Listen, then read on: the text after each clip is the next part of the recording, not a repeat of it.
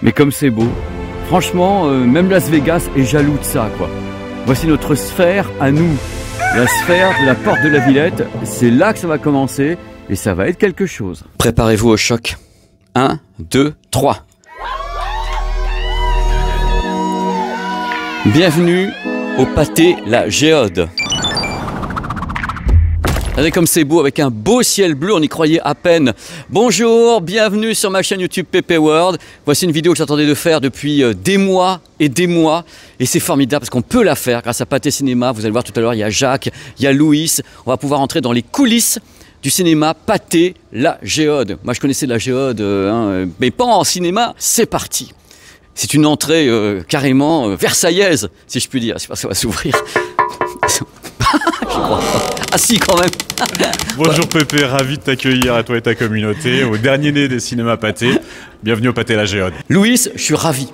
Vraiment ravi parce que je ne sais pas ce que vous avez fait dans ce cinéma, je ne l'ai pas vu encore. Tout le monde m'en parle, viens voir le Pâté La Géode, tu vas me faire la visite de la salle, m'expliquer un peu l'historique de cette salle. Elle fête ses 40 ans. On a voulu en fait garder la tradition, le bâtiment en lui-même, mais également la moderniser. Et on est vraiment dans ce bâtiment en fait qui est emblématique de Paris, mais également en fait avec une dose de modernité qu'on va pouvoir découvrir ensemble. En effet, quand tu es sur le périph', tu la rates pas. Hein. Surtout aujourd'hui, il fait beau, elle brille. Elle brille, c'est notre sphère de Las Vegas à nous. On va entrer ensemble, Louis, à l'intérieur justement. Tu vas passer derrière moi, tu vas On va entrer ensemble dans la Géode et tu vas tout m'expliquer.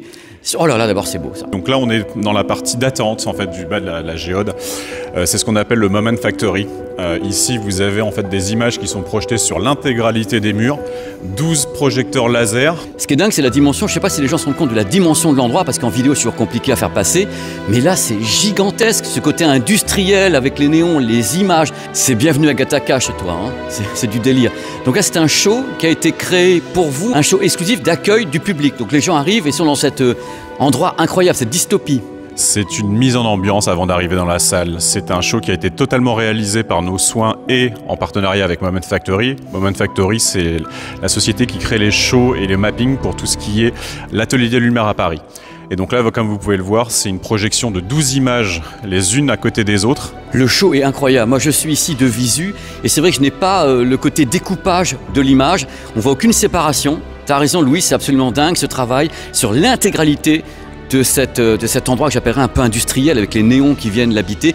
Donc les gens arrivent ici et surtout déjà devant ça. Ça met en condition sur le côté futuriste de la Géode. C'est un côté futuriste, c'est la modernité dont je parlais avec la tradition. On y va, il y a un ascenseur en verre qui nous attend pour aller directement dans la Géode où j'irai te poser des questions sur le temps que vous avez mis, le nombre de sièges, les tarifs, tout ça, quelles étaient vos difficultés pour concevoir tout ça. C'est très très beau dans tous les cas, bravo. Et je vous emmène découvrir la salle ? Yes, avec plaisir.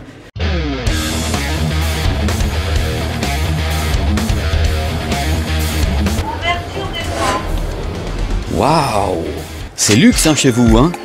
Effectivement, c'est de l'espace d'accueil avant la salle. On est déjà à moitié dans la salle, on a déjà les images et le lieu se prête très bien. Il y a un genre d'espace cocooning avant d'arriver en salle. Je vous emmène dans la salle ? Oh là là. Donc là, il y a vraiment sur le poussoir de la porte, vraiment l'intégralité de ce que peut être la Géode.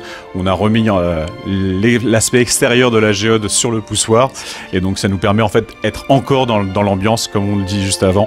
Vraiment être dans l'expérience dès le début de la salle.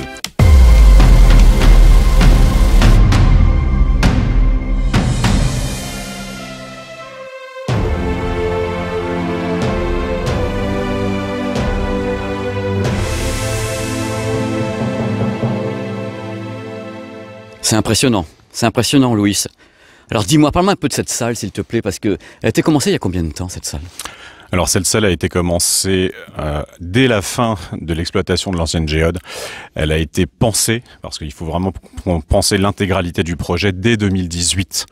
Et donc du coup, effectivement, la réalisation est assez rapide, mais la mise en fonctionnement est assez longue en fait à mettre en place. Elle a été finie en décembre dernier. et pour une capacité totale de 292 fauteuils. C'est la seule salle hémisphérique que nous pouvons exploiter en France, et d'ailleurs c'est la seule que nous connaissons, pour quelque chose qui est vraiment quelque chose d'impressionnant. Je voudrais juste en fait faire un petit focus sur les fauteuils si vous pouvez le voir. Bah ouais, bah attends, je descends pour te faire les fauteuils en gros plan. Qu'est-ce qu'ils ont de particulier? Alors je vais être dégueulasse par rapport à Dolby.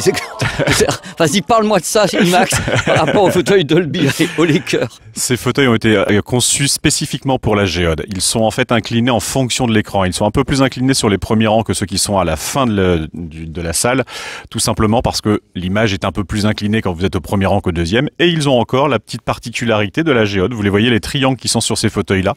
C'est encore une fois un petit rappel à l'extérieur de la géode. Du coup, vous les avez inclinés par rapport justement à la géode et son image hémisphérique. Alors ça signifie qu'ils sont fixes. On ne peut pas les gérer avec un moteur. Ils sont donc préinstallés. Ils sont préinstallés, c'était une question de place dans la salle. Donc du coup, comme vous pouvez constater, ils sont quand même assez contraints. Lorsque vous avez des fauteuils motorisés, il vous faut un petit peu plus de place. Et dans ces cas-là, on a préféré privilégier l'espace et la qualité sans perdre trop de fauteuils. Car à l'origine, la géode faisait à peu près 400 places. Aujourd'hui, on a 290 comme indiqué. Donc du coup, ça serait perdre encore plus de fauteuils. Les fauteuils sont très confortables. Ils n'ont pas besoin d'être motorisés à ce niveau-là. Et donc, moi je vois, hein, je suis devant, il y a l'espace pour mettre ses jambes, il n'y a aucun problème là-dessus. Donc, c'est le seul cinéma de ce type que Pathé a en France. Il n'y en a pas d'autre qui reprend ce concept de dôme. C'est le seul cinéma Pathé en France et c'est le seul cinéma tout court en France avec cette particularité-là. Donc on a le seul dôme en exploitation IMAX. Les enfants, quand on les a vus, parce que j'en ai assisté à des représentations, en tout cas des films avec les enfants, sont directement dans les documentaires comme s'ils pouvaient les vivre. C'est vraiment quelque chose en fait qui ne se rencontre nulle part ailleurs en France, ça c'est sûr. Alors moi j'ai les questions derrière, parce que les gens se posent bien sûr des questions. Est-ce que ici, vous, en tant que Pathé Cinéma, vous diffusez que des films ou bien des reportages animaliers pour les classes d'école, des trucs comme ça? Qu'est-ce que vous diffusez dans cette géode? Dans la géode, nous diffusons deux typologies de films. Donc les documentaires, qui étaient vraiment la particularité de la géode avant. Donc actuellement, nous avons 3 documentaires, que ce soit les baleines, les T-Rex ou bien le corps humain. Et un petit avantage, ou en tout cas les spectateurs privilégient aujourd'hui les baleines.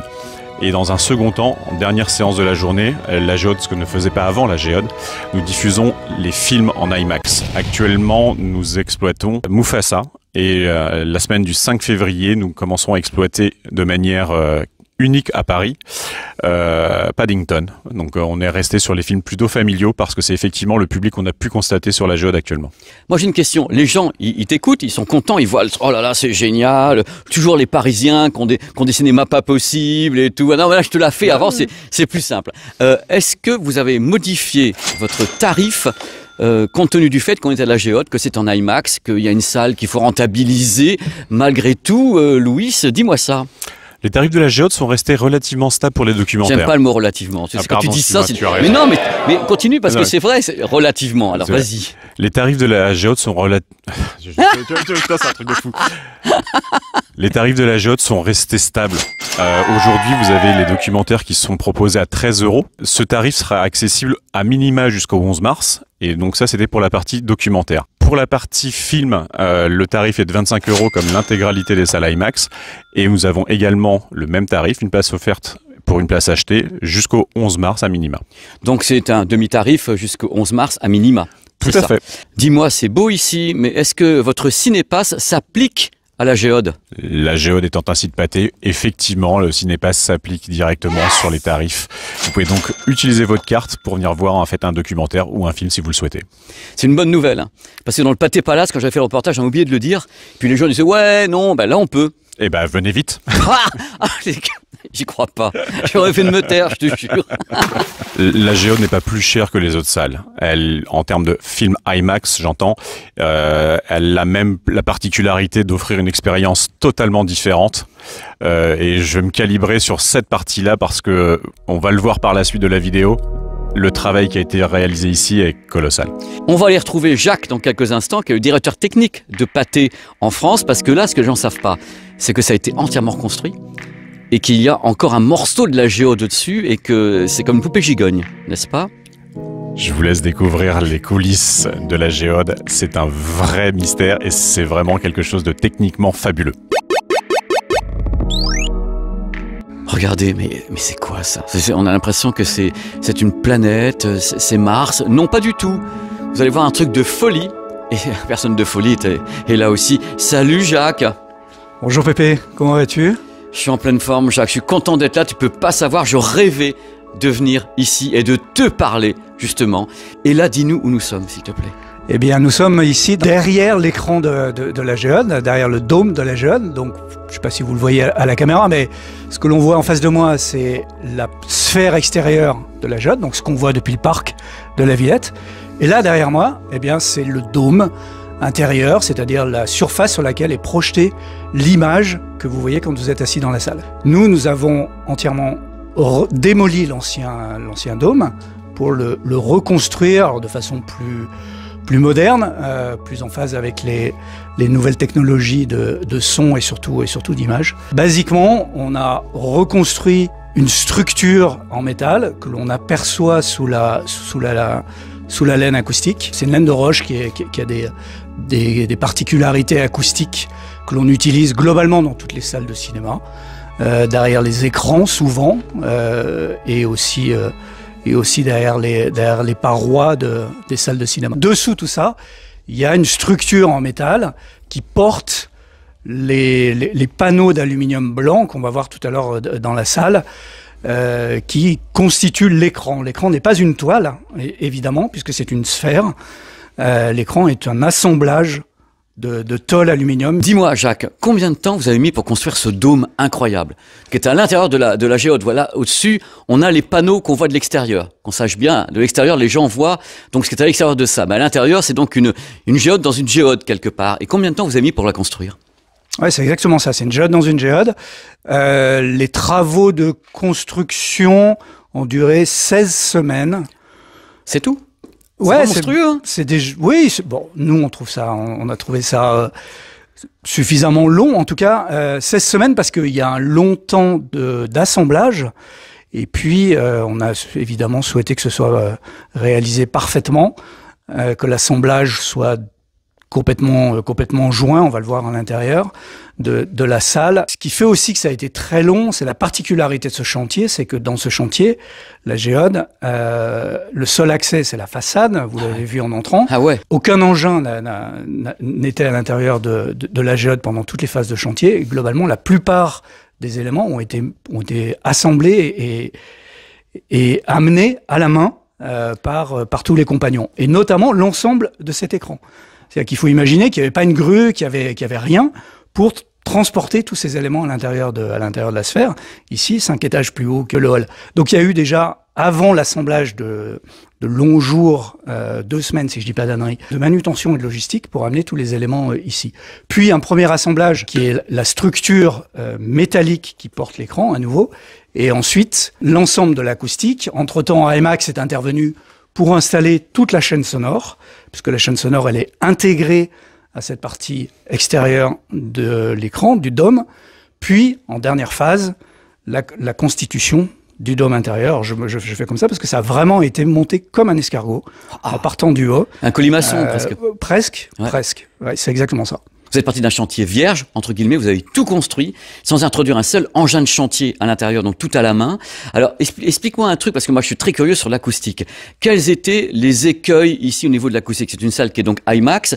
IMAX a mis sa main à la pâte. Est-ce qu'il y a eu des écueils techniques avec la réverbération, le fait que c'est un dôme? Comment vous y êtes pris avec la sonorisation de tout ça?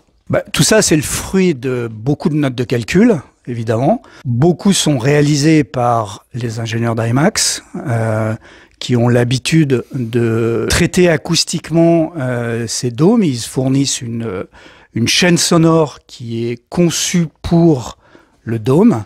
Donc c'est évidemment assez particulier. Évidemment qu'on ne peut pas mettre et installer n'importe comment la chaîne sonore. Il faut aussi qu'elle soit dimensionnée pour le volume de la salle. L'écran fait 1000 mètres carrés pour se donner un peu de dimension. 27 mètres de diamètre, 18 mètres de haut. Donc ce volume-là est très important. Il est difficile évidemment à sonoriser. En plus, c'est une sphère. Il y a une notion d'écho qui est importante. Il peut y avoir une notion d'écho. Ouais. D'où cette partie acoustique et traitement acoustique qui est extrêmement important dans la construction. Là, avec Jacques, on va sur le côté du dôme, donc à l'intérieur. de la géode dans la géode. C'est un peu une exploration, on a l'impression de descendre dans les grottes de Lascaux avec Jacques, parce qu'on voulait vous montrer un peu ce qui est à l'extérieur de ce que vous voyez quand vous êtes dans la salle, puisque la salle est ici. Donc c'est dingue ce qu'on arrive à faire dans cette vidéo, c'est exactement ce que je voulais montrer. Et merci à Jacques d'être là avec nous. Donc ça, j'ai obligé de poser. Il faut bien sauter. Non, c'est bon, t'inquiète pas, si Guillaume y arrive. Jacques, dis-moi. Ben là, on perçoit une première, un premier élément de la chaîne sonore IMAX. Et donc, ils sont répartis, vous le devinez, ils sont répartis comme ça sur toute la surface de la sphère. Dis-moi, Jacques, alors ça, c'est une des enceintes. Vous diffusez avec quel nombre de canaux à l'intérieur de la salle? En 6 canaux, on diffuse. En 5.1 ou en 6? En 6. En 6. Toujours l'exploration. Ce que j'ai devant moi, c'est quoi là? Et là, ce sont les subs IMAX. Waouh, le morceau. C'est du délire. Là, on est en bas du dôme, on est au niveau de l'estrade, qui est au bas du dôme, au bas des fauteuils de la salle. Et donc, on a ça de part et d'autre, disons, de l'estrade. C'est du délire. Franchement, les gens se doutent pas à l'intérieur, parce qu'on a du mal à penser quand on est à l'intérieur c'est une seconde couche qui est hors de cette géode cinéma. Et donc là, on est vraiment dans les coulisses des coulisses, et les gens sont là, de l'autre côté, ici. Et là-haut, on a une autre partie. Ouais, on voit, il y a une autre enceinte qui est placée là. On filme comme on peut, on est vraiment dans le noir complet, et c'est une exploration qu'on vous offre. C'est quand même une prouesse architecturale, hein. C'est un bâtiment qui est autoporté, on le voit, hein, il n'y a aucun pilier central qui soutient cette sphère. Cette sphère, elle est entièrement autoportée sur son cercle extérieur. Et ici, on a donc une sorte de peau intérieure de la sphère. Derrière cela, il y a un isolant, puis l'ensemble des panneaux inox, des panneaux inox qu'on voit de l'extérieur et qui constituent cette sphère et qui lui donne son effet miroir qu'on connaît bien.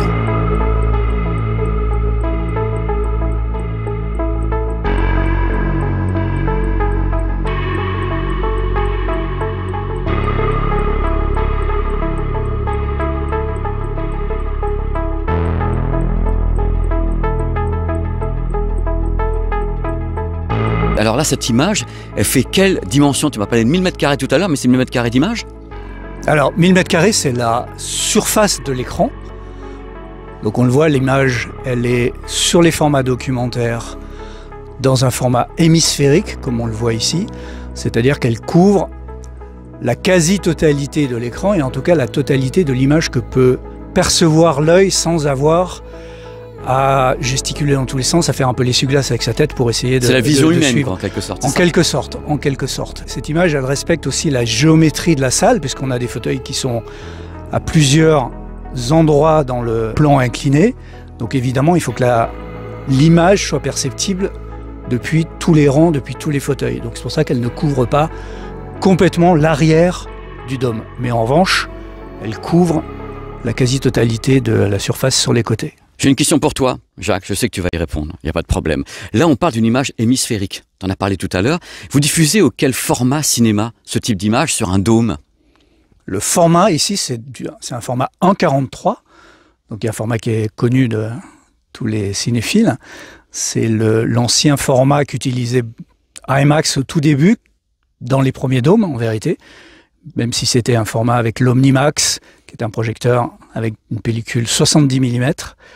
Aujourd'hui, c'est un projecteur évidemment numérique, laser, qui diffuse donc, on le voit là, une image en 1.43 pour les documentaires, et qui peut aussi diffuser les films IMAX dans un format plus traditionnel qu'on a l'habitude de voir dans toutes les salles IMAX, en format 1.9. Tous nos documentaires et tous les films que l'on va diffuser le soir, sur la séance du soir, sont des films qui sont masterisés par IMAX. Le DCP est fait. Alors, le DCP, tu expliques parce que le DCP, c'est le disque dur qui contient les fichiers du film. Et la lumière fut avec Jacques. On va regarder un petit peu maintenant ce que tu as montré de l'extérieur, c'est-à-dire des panneaux d'assemblage. Oui, l'écran, donc là on le perçoit évidemment beaucoup mieux. L'écran, il est constitué de ces panneaux d'aluminium micro-perforé, donc on le voit, hein, c'est micro-perforé comme une toile d'écran. Et l'écran est donc, le dôme est donc constitué de cet assemblage de panneaux d'aluminium qui sont assemblés les uns aux autres, riftés très précisément avec des jointures qui sont les plus fines possibles. Et on l'a vu tout à l'heure quand on voyait l'image à l'écran de la baleine. Évidemment, le spectateur n'a jamais cette vision aussi près de l'écran et évidemment, dès qu'il y a une image dessus, tout ça disparaît. Les coulisses, on a vu l'extérieur du dôme, on recommence là, les poupées gigognes dans le dôme. Maintenant, on part avec Jacques dans la cabine de projection. IMAX. Voilà, alors vous avez peur, là déjà c'est la peur sur la ville. Laser Use Area, classe 4 laser, ne pas mettre ses petits yeux devant, comme on l'a fait tout à l'heure, on est des méchants. Oh là là là là. C'est largement au-dessus de nos moyens. Nous voici donc dans l'antre de l'antre du pâté la Géode. Déjà on voit tout de suite en rentrant tout le matos IMAX. Alors le Projo, le voilà. D'abord avant qu'on commence, ce Projo il est 2D ou 3D ou les deux? C'est un projecteur 2D, 4K. C'est un projecteur IMAX GT Laser pour ceux qui connaissent.